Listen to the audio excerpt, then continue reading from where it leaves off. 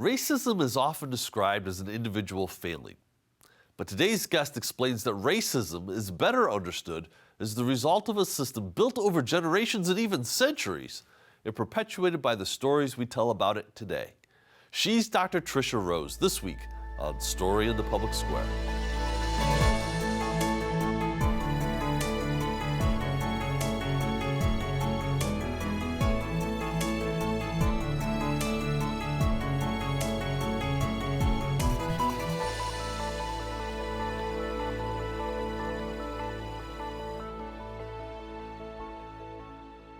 Hello and welcome to Story in the Public Square, where storytelling meets public affairs.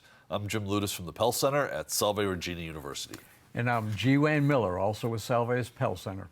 And our guest this week is Dr. Tricia Rose, the Chancellor's Professor of Africana Studies and Director of the Center for the Study of Race and Ethnicity in America at Brown University. She's also the author of an important new book, Metaracism: How Systemic Racism Devastates Black Lives and How We Break Free. Tricia, thank you so much for being with us today. It's my pleasure. Thank you for having me. We've had you on the show a couple of times, once pre-pandemic, once in the middle of the pandemic. That's right. And so it's great to be with you in person again now. Post-pandemic. Post-pandemic. Amen. Amen. Amen to that. This is a tremendous book, and I finished reading it, and I mentioned to you that my immediate reaction was, this is important. Why'd you write it? Yeah. Well, the main motivations were the realization that students were coming into my classrooms more and more as time moved on, with less and less understanding about how racism works in society's institutions as a whole. They had a belief that I think was well reinforced by mass media and by curriculums, that racism was just a personal attitude, right? You're a racist, you have personal negative beliefs about another group of people. And that's not what drives most of the discrimination and most of the significant disadvantages. So we had a schism, right? People would say, is this individual a racist, or what did he or she say that was racist? But then people would put up all these disparities, right? Say, the wealth gap is 10 to 1, and the infant mortality rate is significant, right? The schools are funded differently. Their performance in schools, dropout rates. And it's almost as if personal beliefs are driving these gaps. And if it's not that, then it must be the people's behavior. So there was this sense of a gap in understanding how to connect why these outcomes could be so profoundly disparate across race between, say, black and white, and at the same time think that all that we have in terms of discrimination is just personal behavior. So I wanted to really interrogate that with the hopes of having a much more productive and informed conversation and hopefully change. Well, hopefully we have that kind of conversation here today. Right. So we've talked to you before about structural racism. There's systemic racism, and you introduced me to the concept of meta-racism. Oh, yeah. As it's a matter of definition before we begin this conversation, can you walk us through? Brilliant. Thank you for asking that up front, because I'm sure people are being like, what the heck is going on? So they have to read the book. Yeah. Well, no, even before that, it might seem like a lot. I could fully empathize with that. So systemic and structural are mostly used interchangeably in everyday life, in mass media, among activists, among politicians. There's not a real sense that there's a distinction. And some people will describe what I would call systemic racism, but actually call it structural. So there really is not much in the way of a kind of an agreement. So that's when I dove into systems theory, and we had a little conversation about that. And you realize that while we say systemic, we don't mean systems theory requirements. And so therefore, systems and structures can be the same thing. But I'm really clear about how they're different. So a structure, which is what I used to call it until I dove into this for almost a decade, a structure is when any sort of discrimination, in this case, say racial discrimination, is built in to the operations of some aspects of an institution or society. So when you say structural racism, you don't automatically mean that it is interactive in the way systems are. So structure could say it's built in. It doesn't have to be everywhere. It doesn't have the qualities of systems. And now the four critical things that you have to have for a system to be a system is, first of all, identifiable elements. So in the case of society, you have to have institutions and governments, policies. You have to have things you can identify, any elements or parts. The second thing is those parts have to interconnect in impact. and they have to be related to one another, that those interconnections are relevant. So if you have a structure that is not a system, you don't have to have interconnections. You could have one institution that's just a mess. Right. And the other parts of society don't have to be. See? When you have a system, you are making a fundamental argument that what happens in housing discrimination is connected to what's happening in criminal justice and discriminatory sentencing, and that it's connected to schools, and it's connected to health, and it's connected to the wealth gap, you see. And the critical piece is that systems thinkers, when they say your interconnections are important, they say they produce meta effects. And meta effects are effects that the interconnections produce that are more powerful and impactful than any one part of the system could achieve on its own. So what you're describing is this kind of powerful link, this leverage point that makes a greater, in this case, negative impact than we can begin to describe unless we're using a systems framework. Now that means we have to ask different questions, which is what I did. But that was a very important insight for me, that these things are connected, that they're not just individual acts by people, and they're not just random, renegade, individual racists running an institution, but that the system is designed to produce these outcomes. So that approach, that kind of analysis allows different insights into what is really going on. Exactly. Just give us an overview of the kinds of insights Sure. that you glean. Yeah. We're No, going it to was get into huge. some of them further in this discussion Yeah, you do in the book. Give us an overview. Sure. So, you know, I was looking for structures first, right? Because I didn't even really understand that the distinction between the two was so significant. This is about, like I said, almost 10 years ago, which is a tragedy. But at that point, I started thinking, okay, let's look for policies that are discriminatory. That's what everyone looks for. But then I realized things like broken windows policing, things like stand your ground, right, which extended the Castle Doctrine, the sort of practices of racially discriminatory fines and fees with policing and racial profiling. And I said, okay, none of these policies say anything about race. This is post-civil rights era, right? We have abandoned the language of explicit racial discrimination. So what you hear is things like a citizen can stand their ground, right? Remember the Trayvon Martin case, and we use that as an example, right? And say, well, would he have been able to make a claim for stand your ground if he had shot George Zimmerman? Right? Stand your ground. But when you look at the statistics, stand your ground is almost never allowed to be successfully used to defend a black person shooting a white person. There's something like 5 times more likely to be able to go home free if you're white shooting a black person. And then it goes down from there. Black on black doesn't matter. Anytime a white person's in danger, stand your ground from a non-white person, but especially a black person, you find that they are much more likely to be freed, and the black person cannot use stand your ground with the same effect. Now, why does that matter?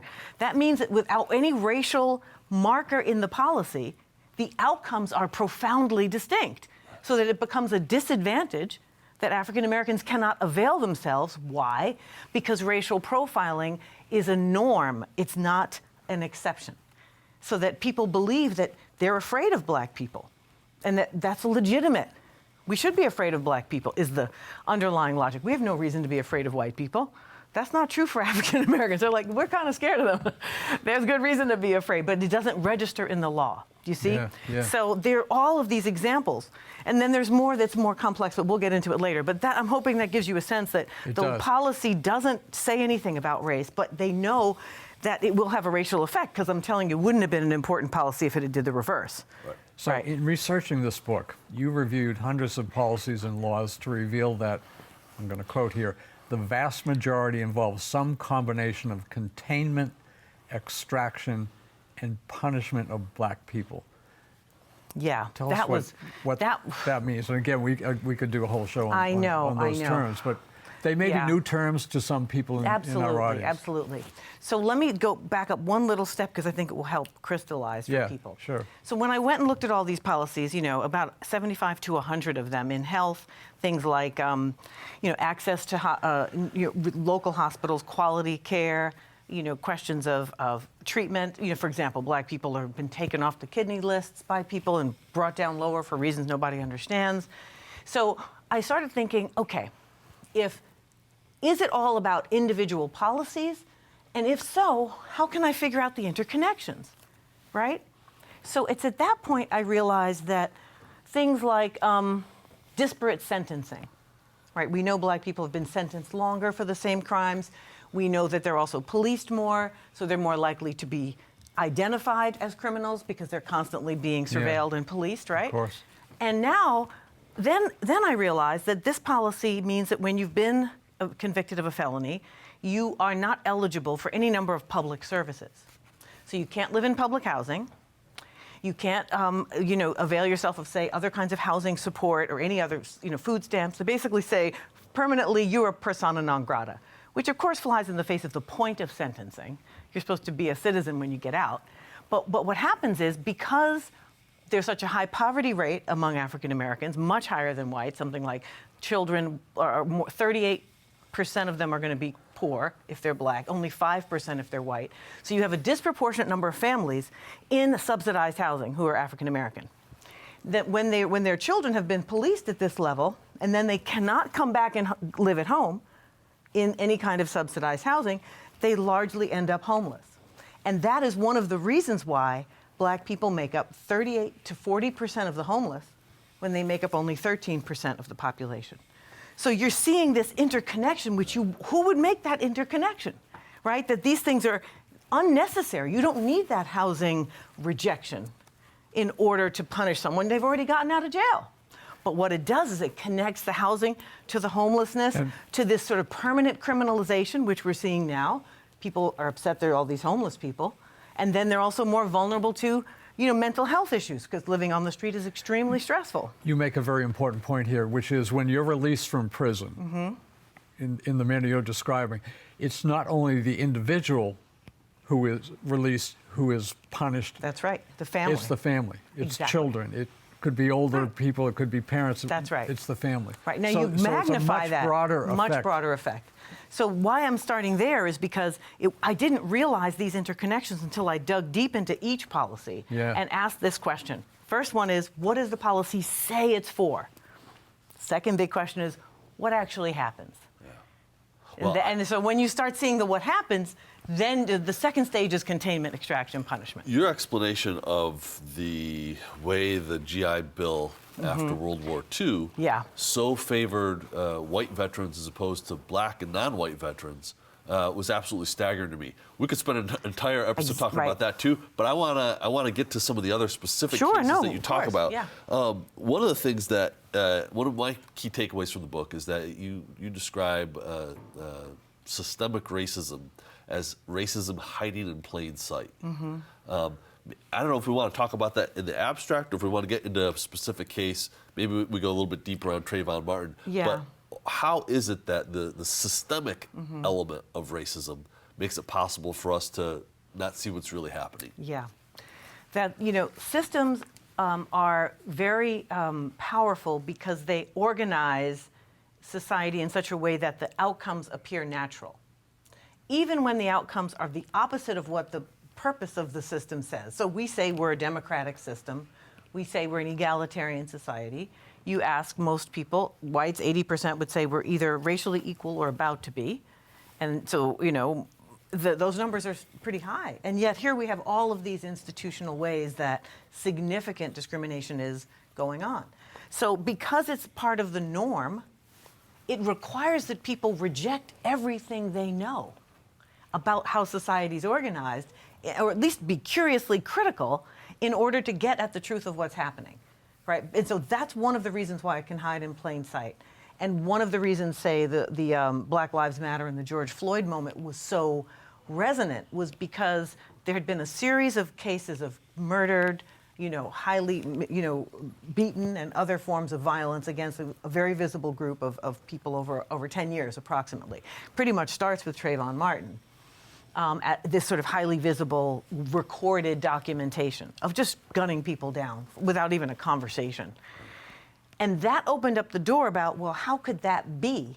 What makes that happen? How many renegade bad cops are there? Because it was like all over the country. That opened the door, and that's one of the things that I think made it very powerful. But it wasn't systemic fully because it didn't make the connections between policing and schools. For example, punishment in schools, if you're African American and you do some infraction that's either suspendable or any other kind of punishment, the numbers of the degree to which it matters whether you're white or black, male or female, is profound. Something like in Boston in 2012, you were like 52 times more likely to be expelled for actions if you were a black male than if you were a white male student. So you're looking at pushing kids out as a normal consequence of the practice of a punishment policy that appears race neutral. Well, and this, all of these dynamics they manifest themselves in the particular case of Trayvon Martin. Right. You write pretty unequivocally that this was not a chance encounter. This wasn't just dumb luck that Trayvon Martin and the man who killed him happened to be in the same spot. Right. This was the product of a system from disciplinary functions in schools through the economic realities of real estate outside of Orlando. Could you walk us and our audience through that a little bit? Yeah, this was a challenge with the book, because I thought, I don't want a theory book on systems. I want people to feel what it means to live in a world that produces all these these powerful obstacles that are invisible, both to you as an African American and to the people around you. Trayvon and his parents didn't have a systems analysis. They just know what it means to deal with it, right? The outcome. So what I started noticing was that people would say things like, and there's a People magazine that was very vivid on this, saying it was a chance encounter. If Trayvon had been 10 more minutes in getting Skittles, he maybe wouldn't have run into George Zimmerman. Or if he hadn't gone out that night, or if he hadn't gotten suspended from school in Dade County. And I started looking into that, and others had done this too, but not in this systemic way, sort of saying, well, why was he suspended? And, a lot of media stories were saying that he was suspended because he's a bad kid, right? He was actually a very good student, and he was an invested student. But he had been charged with infractions by the school. He was charged with punishment for infractions that were not in the guidebook for infractions. So they basically hyper-punished him from the top, so that when he got to the third big punishment, he was able to be suspended for a long period of time. But the first one isn't even punishable, which was truancy, right? And so basically they created a hyper-punishment system, which was already in place in general, to put him in harm's way in particular. He wouldn't have been at his dad's house at all, right? And so that punishment system that's happening in Dade County, which is also happening locally in the schools in southern Florida, were not going to make any difference. They're happening everywhere. And so then what I do is build out, well, here's why it's not luck. It's, in fact, a system that puts people in these positions and then says they're random and individual. There was also real estate changes. There's too many details for our time here. But it's a way of saying, look, people come into these chance encounters not with a pre-existing individual racist, but with a system that's driving them into a conflict-based interaction and creates harm for some and advantages for others as they weave their way through. So, for example, he used stand your ground, even though they said, George Zimmerman, even though in the case they said it wasn't applicable. Right. The jury said on CNN to Anderson Cooper, I think, one of the jury members said, we were pretty sure we were using stand your ground. It was said every day in the court. So they were using the idea that Zimmerman was afraid of Trayvon, the black kid in a hoodie, and he had a reason to be afraid of him, and therefore, even though we're not legally supposed to use it here, it's going to work on us unconsciously. That's why I asked at the outset of our show, could Trayvon have shot him, turned around and said, this man's following me, he's got a gun? Right. I would shoot him if I was scared and dark at night and I carried a gun, which I don't. You know what I mean? But so all of that comes together and you're like, this isn't chance. This is kind of a very big likelihood that this happens, and it's happening now. It doesn't change just because Zimmerman is gone. You mentioned CNN and People, and many other media outlets, of course, covered Trayvon Martin. Of course. Why did so many not, quote unquote, dig deeper to find some of the larger issues at play here? And this is true still of coverage of events. Yeah, it's not. It's just not limited to the Trayvon Martin not limited case. to that case. 12 years ago. Any number of things, right? So the first reason is not about race, for me. The first reason is that media in our country is about storytelling, and we want storytelling with a character. We want a vivid story with an extreme, easy situation. That's the way we define, not this fantastic show. Bless But you. Thank you. I'm just giving us an exception here, a footnote. But the typical, right, is that people want a quick, who's good, who's bad, what happened. They want a highly emotional moment. Yeah. And they want something that is clear, simple, and has a villain. And that's true for social media, That's too, true which is for- how a lot right. of people consume their news. It could be on anything, right? It could be Yeah, on, yeah. any number of things. No point in even listing. So, but when you deal with the racial context, there is a very significant anxiety among some in the political spectrum.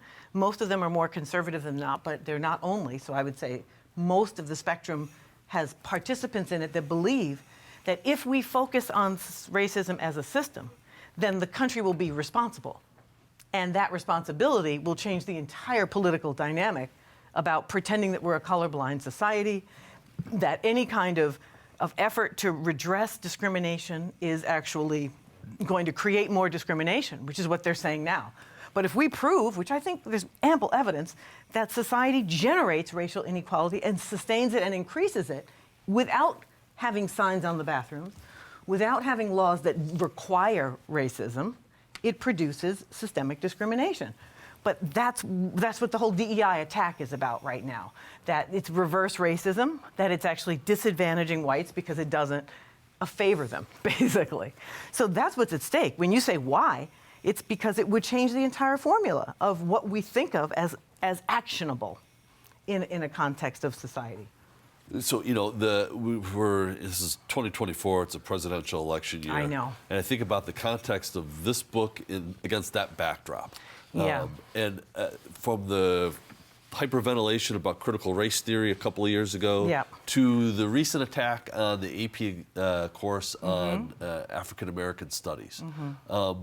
Could you position your book against that backdrop? Yeah, sure. What's the dialogue it's having with that environment? Well, the tragedy, the book's been only out as a poor little baby now. It's been out for about, maybe 6 weeks or something. Not even, maybe 6 weeks. So it's not interacting yet as much as I'd like it to with the mainstream. We're going to hopefully do something about that here. Let's do it. Let's do it. I mean, I think why it's so important is because what I'm saying is that we have to reconsider how we think about race and racism in America. And I actually believe that my argument invites every group of people, white, brown, yellow, green, purple, into the conversation because I'm not blaming individuals. I'm not saying, you're going to have an advantage compared to me or compared to another African American, but you're not going around promoting that. Maybe you are, but maybe you're not. You see what I mean? So you can be an ally. Right. We can talk systems and work together as we were doing before the show started. But they want the narrow box of racism is when someone harms you personally and individually, intentionally. Because that box is this big compared to the box of mass incarceration and its racial effects. But it lets people off the hook. It not only does it let everybody else off the hook, we can say what? The three of us, we're not racist. That one horrible person who called so-and-so a name, they're racist. Right.